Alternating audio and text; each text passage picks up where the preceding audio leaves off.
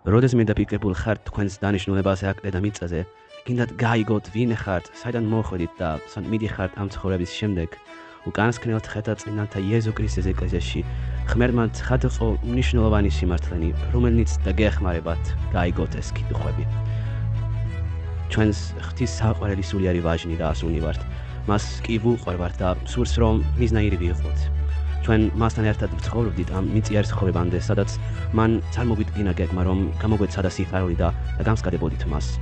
ჩვენ ავირჩიეთ მისი გეგმა დედამიწაზე მოსვლის შესახებ და გვჯეროდა რომ შეგვეძლო ისევ მასთან დაბრუნება.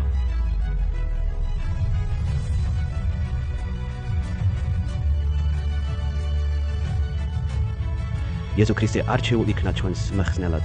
მამაზე ცერის მითითებით მან შექმნა დედამიწა და ყველაფერი მასზე. ღმერთმა შექმნა ადამისა და ევას ფიზიკური ცხეულები, რომლებიც იყვნენ დედამიწაზე პირველი ადამიანები და განათავსა ისინი ედემის მშვენიერ ბაღში.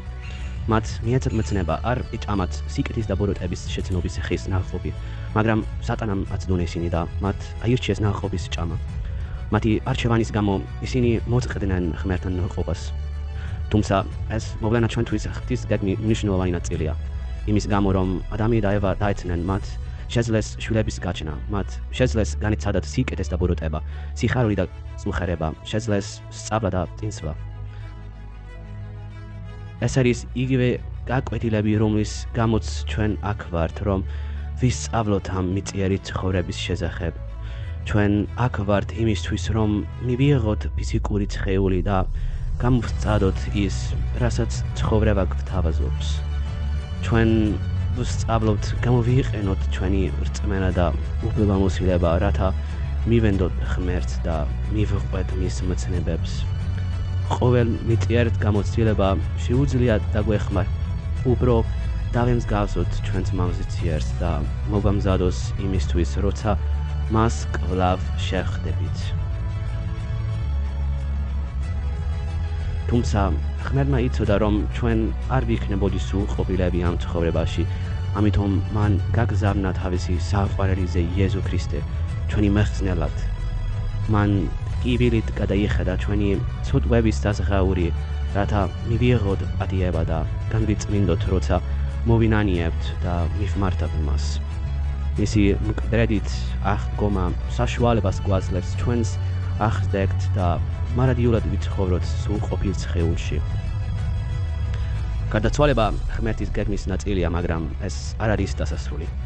გარდაცვალების შემდეგ ჩვენი სულები მიდიან სულების სამყაროში დროებით ადგილას, სადაც შეგვიძლია გავაგრძელოთ სწავლა და წინსვლა, ასევე დავეხმაროთ სხვა სულებს გაიგონ იეზუ ქრისტეს შესახებ და მიიღონ მისი სახარება. საბოლოოდ ჩვენ ყველანი აღდგებით იეზუ ქრისტეს გამოსყიდვის მეშვეობით. ჩვენი ცხეული და სული გაერთიანდება სრულყოფილ ცხეულში, აღარასოდეს განშორდება ერთმანეთს.